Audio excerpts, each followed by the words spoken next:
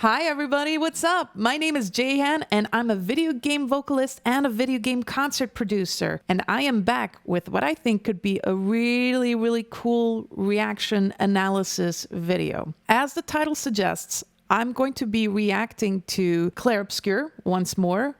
However, and here's the kicker, I'm going to be analyzing the live performances of the songs of Clair Obscur that I've listened to in the past. And I'm going to be comparing them and giving my point of view of how I felt they were adapted to the live performance context. So I'm going to be analyzing and giving my point of view as someone who's, not only performed as a vocalist in an orchestra and also in a rock band, but also as someone who has experience producing concerts and seeing how video games get the live concert treatment. So in this case, I'll be, analyzing the vocal and instrumental performances. I'm also a little bit going to see how everything is put together. And I'll also be looking a bit at the orchestration in terms of how the song is being adapted from what is normally a recording to an orchestral piece. So what you guys need to know as a music producer and a composer, oftentimes when you produce music, when you compose music, sometimes they're composed in a way that may not be actually written for live performances. I'm thinking about like Une vie à t'aimer, for example. Like the production that was done on this is pretty amazing. And I'd love to see how that, for example, is being translated to live performances. So what I'm going to do is that I'm going to react to and analyze live performances of songs that I've already reacted to in the past. And this time, we're going to be reacting to a live performance of Alicia.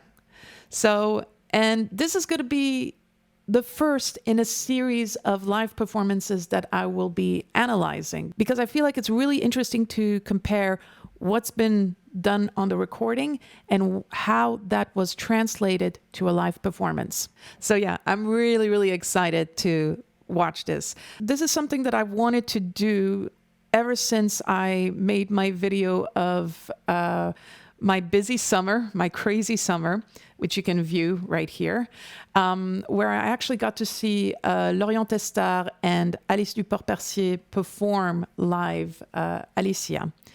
And I wanted to do a reaction of that in the hopes that I think it could be really interesting to add this sort of like analysis of live performances where everything feels very raw and real at the moment.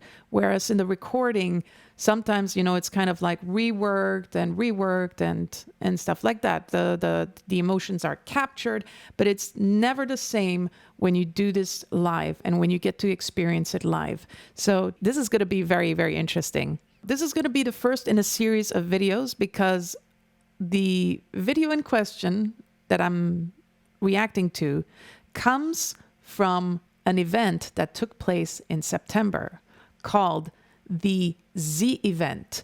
So the ZEvent is a yearly charity event that takes place in France. It is a charity event that was founded and launched by Zerator, who is very well known in the French community as being one of the biggest streamers in France, but he's also a massive World of Warcraft player, so that's how I know him. And he launched this charity event with another guy called Dach. They managed to raise millions and millions of euros during the ZEvent, basically. So yeah, I feel like this is a really cool opportunity to see how this music is adapted in the context of live performances, and especially given the fact that the Clair Obscur concert is like touring right now, and it's really amazing to see how well it's doing. I'm really so happy for the team, for Sandfall Interactive, for the Orchestre Curieux and Monsieur Sicard as well. I'm sure they must be all having the time of their lives right now. I even think, and I believe I saw Charlotte Höpfner, who who shared on her socials that she even got to dance at one of the Clair Obscur concerts. And I'm like, I'm so happy for her. I'm so happy for her. I think in the post she was saying like she feels a lot of hesitation and stuff like that. But honestly, I am so looking forward to seeing the videos come out. I'm sure there are videos of Charlotte Ebner performing. So anyway, back to the main topic. I am going to be reacting to Alicia, composed by Lorient Testar and co-composed by Alice Duport-Percier. And this was a concert done at ZEvent. I will be making 2 more reactions of that concert, which includes Until Next Life and Lumière. But that's going to come a little bit later. So you guys know what comes next. Grab your favorite drink. I've got nothing in it. Actually, there's no drink inside. I drank everything. So I guess I'm just going to have to be reacting without my mug. Sorry, guys. So without further ado, let's just jump right into it, shall we? Are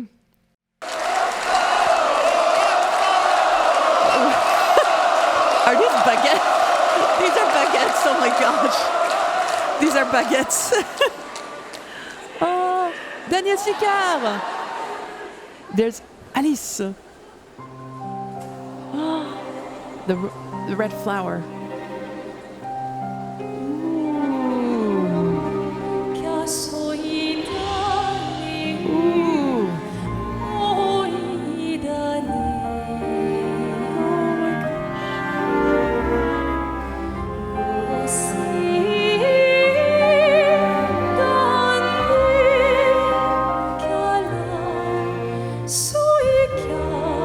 Oh my gosh.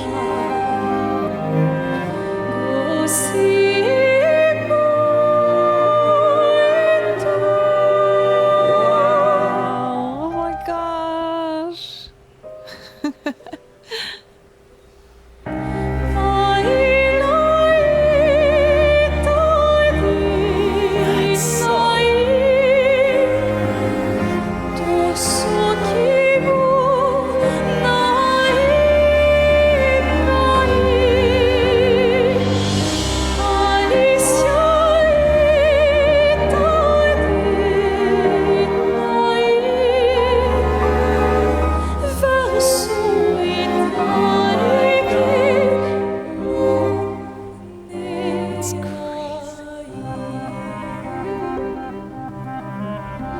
All right, let's stop here for now. Oh my gosh. What I think is really amazing, the stage production, first of all, guys. I love how they projected all these kind of images in the background. It's nothing, you don't see any visuals, right? No in-game footage. And I think that's really smart. That's really, really smart. My issue as a concert producer oftentimes is that I feel like when they show in-game footage, right, it sometimes distracts the audience from the musicians that are performing. So I'm really happy to see that they kept the projections of the visuals with the flowers and all that, the petals and all that. They kept it simple but immersive enough. This is really smart. And I really love the way they played around with the lighting. You do have a mix between the lights that are projecting, the spotlights, they all have this yellowish color from the ground beneath, from the ground basically. And you have on the top, you have blue lights, and it is very, very visually appealing to me. It's crazy because here again, and if I'm not mistaken, yes. Do you guys remember the color theory that we looked at last time? If you look at the concert, right, do you notice the color beneath and the color on top?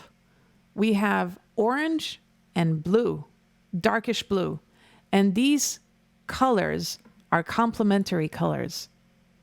And they work really, really well. I talked about color theory in one of my reaction videos of Clair Obscur. And in this case here, again, we have the color of blue in contrast to the color of orange, on top blue and down below orange. And this is so visually appealing. There was a lot of thought, again, once more, that went into how the song would be presented in front of the audience. And let me just talk about the audience, okay? What's the big deal with all the baguettes and the red hats and the striped shirts? I think this is something I'm going to find out once I start playing the game, which, by the way, I've started streaming Clair Obscur finally, so you guys can come and swing by from time to time. I'll post some information about when I stream in the description box, as well as in the comments section. Yeah, the stage production, it is it is simple, right?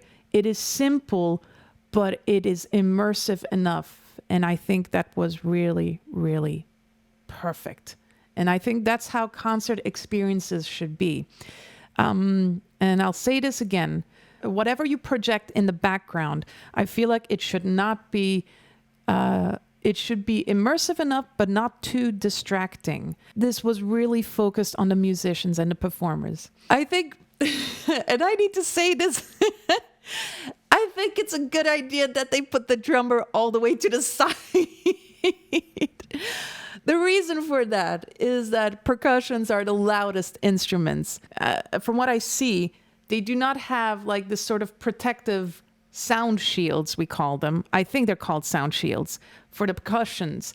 And when you're a drummer and you're right next to the musicians that are in front of you and you start hitting the drums, it's not a pleasant experience for the musicians. It's not a pleasant experience at all, unless you're used to it like me.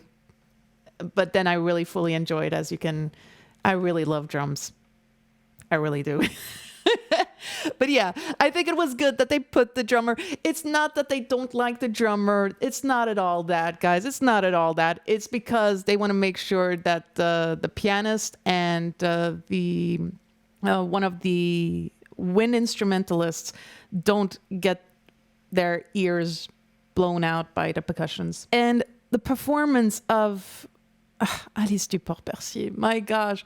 You guys see, I had a big smile on my face. I had a very big smile on my face. Also, just coming back to what was being projected, the pedals. It's such a beautiful idea. It's so beautiful and it's so immersive. And I love this. I love this so much.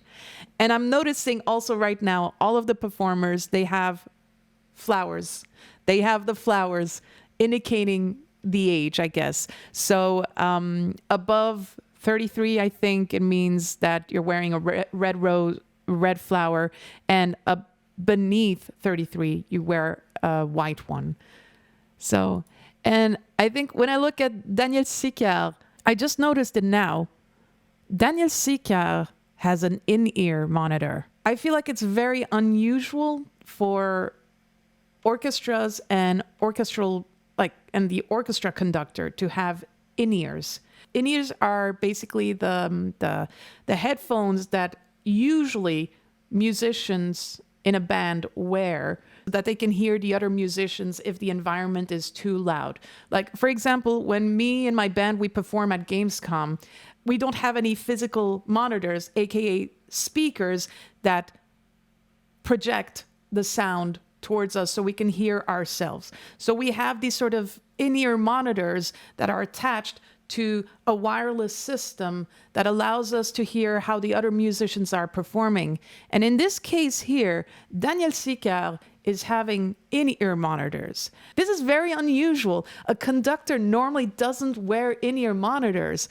I'm trying to understand why he would need in-ear monitors, because if he's wearing in-ear monitors, that means either he can't really hear his musicians that well, or there is something else in his ear that is playing. So it's possible that he may have a click track. A click track being basically like you hear the that gives the beat of the song, and you follow the beat so you can stay in the correct tempo of the song. So I don't think it's for the click track, because as a conductor, you're the one giving the speed, the tempo of the song. So that's really interesting. And now I have to jump into the performance of Alice Duport-Percier, because my gosh, she has an in-ear too. I just realized it right now. Wait, hold on. Oh my gosh! Oh my gosh, he's back! He's back! The viola player! He's back! He's back in the thing! I found him again! It's our favorite viola player from all of the music videos that I've been constantly pointing my finger at. I'm always happy to see that person. He's always got the smile. Look guys, like this part right here. Look to your, there we go. Again, he's looking, oh, and he's doing that smile thing again. You see, that's really cool. That's really, really cool. Anyway, let's get back to finishing up this reaction. I'm really loving the way the cameras are moving from left to right. For a live stream event, this is done really, really well, because they clearly have a team of people. They have multiple cameras set up. I think I'm seeing so far one camera that's kind of walking a little bit left and right around the stage. And then possibly, I think maybe 2 or 3 cameras based on what I'm seeing right now. But it is very beautiful. The way she kind of like sings and the looks she gives. I think in the beginning of this song, she was a little bit nervous, and you can hear it a little bit from the trembling in her voice. Just a little bit, not too much, but she managed to jump back into it. So like, if you can hear a little bit at the beginning, right? I still think it's pretty amazing. Like, so many people, so many baguettes. It's crazy.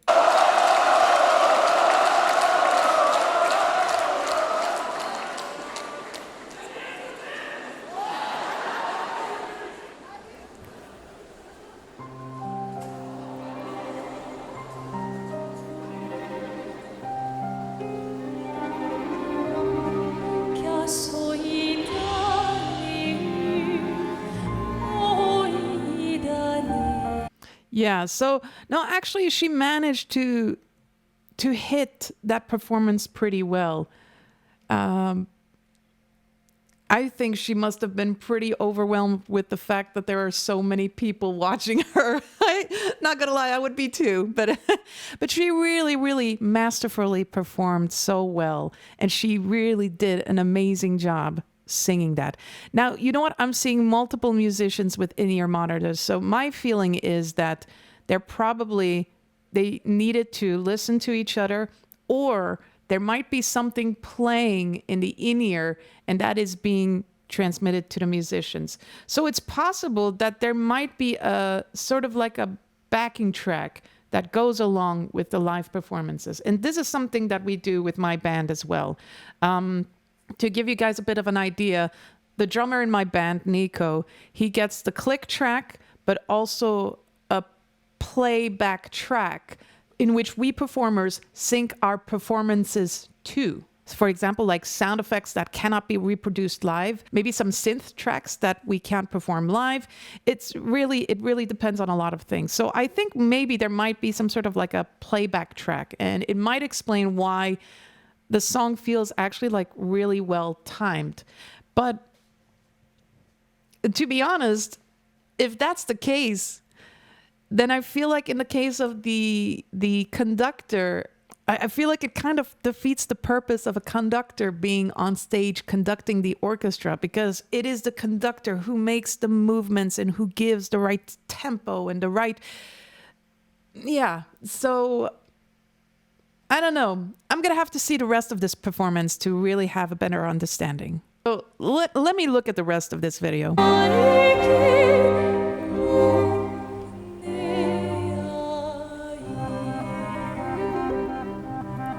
The flute player. There we go.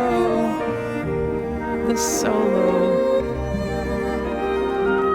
Wait, actually, of course. I recognize some of the musicians. Him, on the other hand, is really amazing.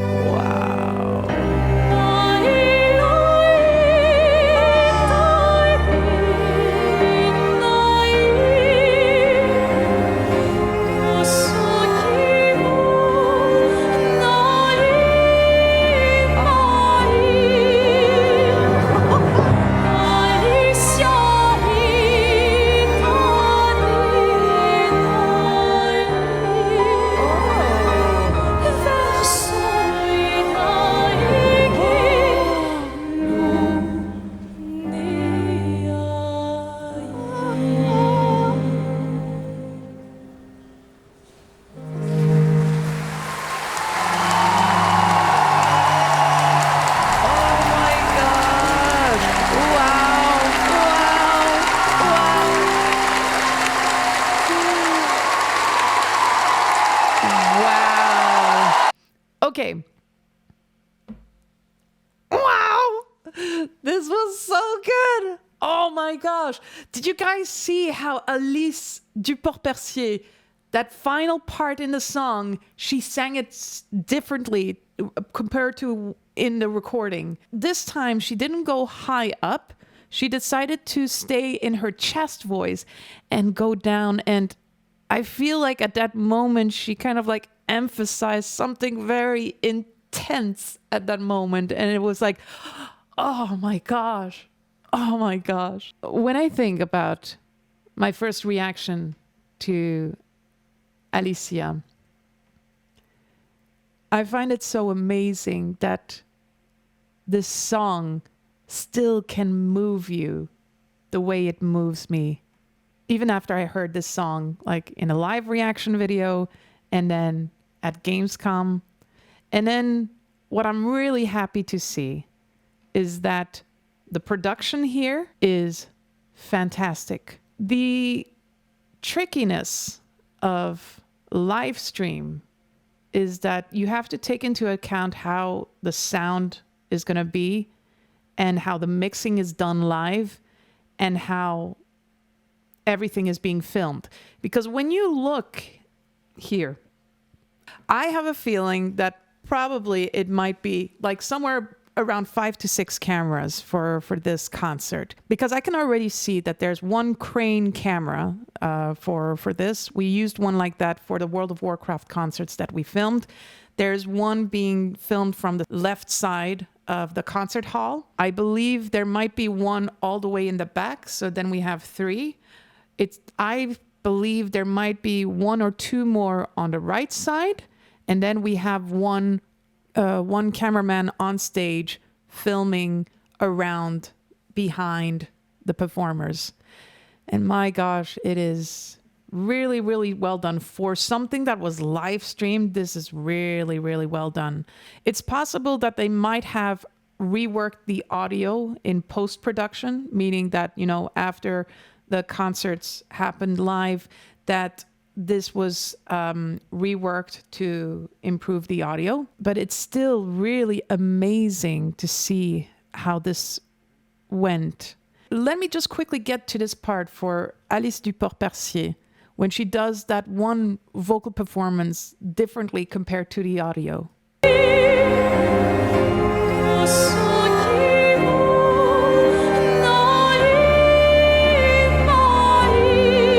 She does this sort of like really amazing, like dum dum dum dum, which is really like adds a level of intensity instead of going like dee dee dee dee. It just, and then when you see her perform that part, she's like, you know, her face is kind of like scrunching up and like, yeah, like it's intense. I love this. And then right after that, this part here. Oh, and the percussion. Dum, tum, tum, tum. Oh, I love orchestral renditions of the song. Yeah, percussion aside, this is really, really good. And then she goes.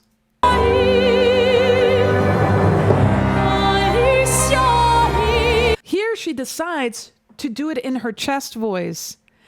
And it adds a kind of like a new level of experience for me, where I'm used to hearing her going up high. But here in this case, in a live performance context, I don't know if it was because it was easier to sing this part, or, you know, because sometimes when you know you can't really hit the high note, you decide to go for something that is lower, but it doesn't take away from the experience. It is just different.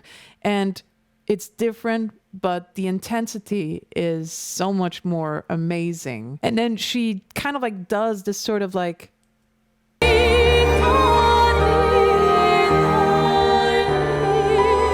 yeah, then she kind of like, instead of like choosing to go high and keeping her voice clear and hitting those notes and keeping that level of vocal intensity, let's just say that, she decides to opt for more emotional intensity by going down to the lower register of the vocal performance, where she could play a little bit more around with the vocal dynamics, where it could be strong, but it could be also soft, as you can hear at the end right here. This is why I love live performances, because as an artist, as a performer, you take a song and you can perform it differently to what you've done on the recording. It adds a whole new dimension to the song, where the spectator can experience a different way of emotions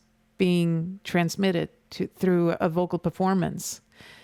And this is so beautiful to see. This is so amazing. Ah, Alice, tu es vraiment, vraiment incroyable. Ta présence sur scène est incroyable. Oh, j'adore vraiment. Bravo pour ta performance.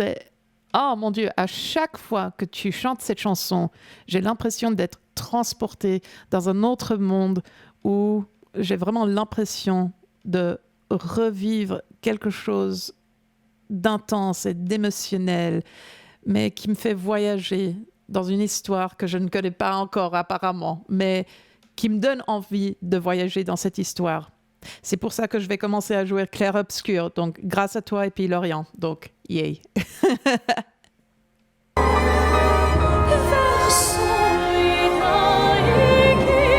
Oh, this part, the difference between the recording and the live performance in this moment is the added percussion, the choice of adding the drum in that moment.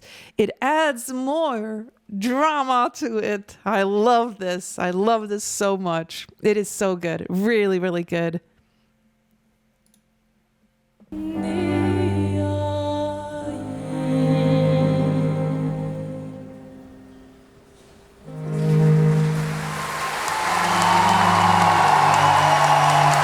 Okay, so I'm going to add a comment to this. So, you have two types of audiences, right? The ones who wait until the performance is over and then start clapping. And then you have those who start clapping before the song is over. And normally, the concert etiquette as an audience member, especially in the context of orchestral music, is that you wait until the end of the song before you start clapping. and here clearly people were too excited, so they started clapping madly. So so really in orchestral concerts, the etiquette is that you wait until a performance is finished before you start clapping, even if it's like until the conductor goes like this and puts his baton down or something, or like he holds his baton. That's when you know you can clap. So just so you guys know for the next time. But, you know, it is really interesting because the audience is a mix of gamers and a mix of people who love orchestral music, right? And we are clearly living in a time where video game concerts, orchestral concerts, are bringing in a newer, younger generation who didn't necessarily grow up with classical music, but who are being introduced to orchestral music through video game concerts. And this is really, really cool to see. But you can tell that unless you have attended many classical music concerts or Baroque music or any kind of orchestral concert, the rule of thumb is you wait until the end of the song before you start clapping. But it's okay, guys. We're all learning, right? I love this a lot. I love this so much. There's definitely more color, so to speak, in the performances of the musicians.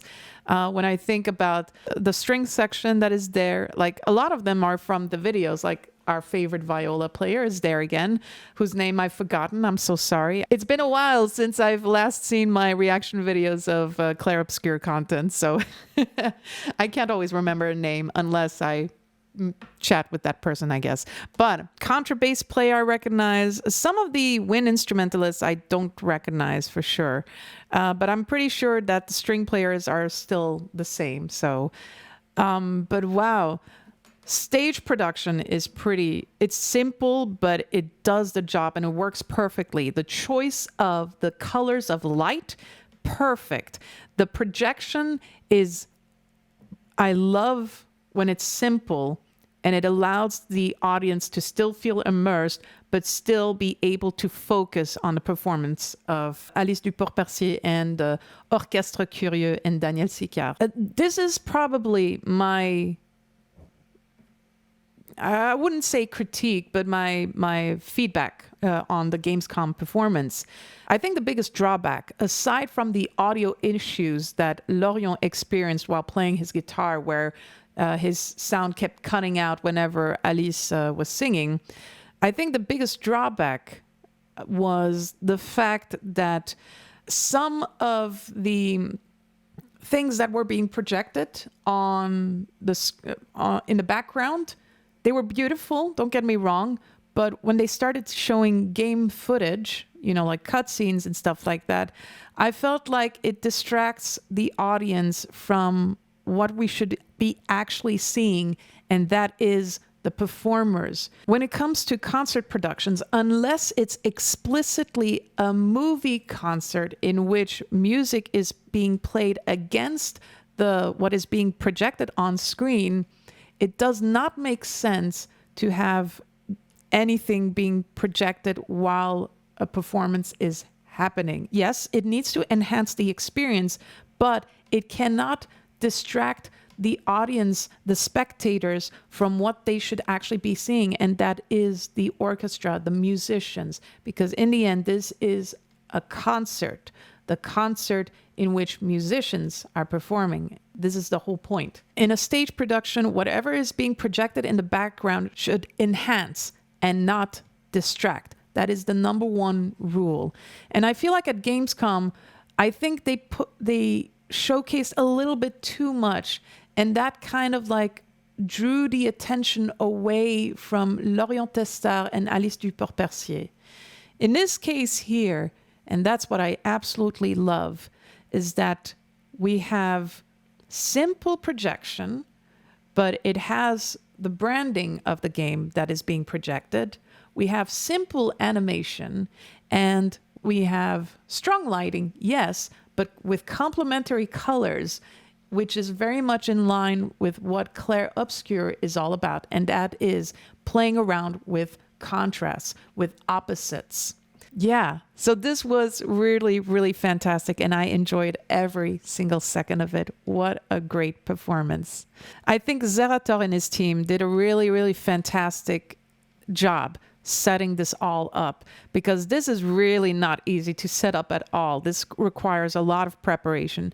And I think also for Daniel Sicard, with the arrangements he made for the Orchestre Curieux, that must have taken also a lot of time to prepare. I think the advantage that Daniel Sicard had at that moment, the conductor, is that he had already prepared some music sheets for the performance of the musicians for the music videos of the Clair Obscur soundtrack. So meaning that this is the reason why they organize relatively quickly some concerts, Clair Obscur concerts, because they already had something to work with. And that, I'm really happy to see that, of course. Okay, guys, so this was the live performance of Alicia for the ZEvent concert in France. What did you guys think of it? Were you as moved as I was when seeing Alice Duport-Percier perform once again? What did you think of the performers? What is being projected in the background? Let me know in the comments below. Let me know what's your favorite moment. And I'll be back with another reaction to Clair Obscur. Until then, guys, have a great day and bye.